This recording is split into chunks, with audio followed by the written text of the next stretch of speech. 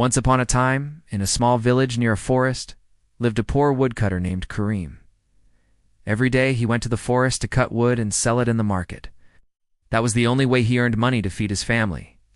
One morning Kareem was chopping wood near a deep river. Suddenly his axe slipped from his hand and fell into the water. "Oh no," he cried. "That was my only axe. How will I earn now?"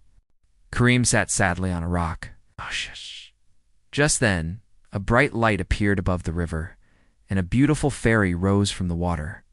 "Why are you so sad, kind man?" she asked. "My axe fell into the river, and I cannot work without it," Kareem replied honestly. The fairy smiled. "Nope." She dove into the river and came out holding a shiny golden axe. "Is this your axe?" she asked.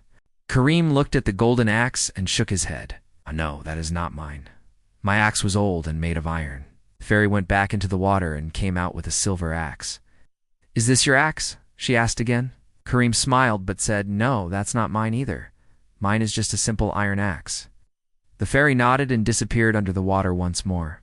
This time, she came out with an old, rusty iron axe. Kareem's eyes lit up.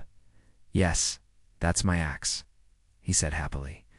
The fairy was so impressed with his honesty that she gave him all 3 axes, the gold, the silver, and his old iron axe.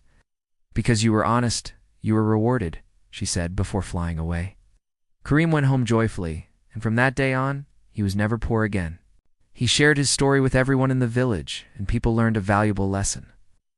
Moral honesty is the best policy.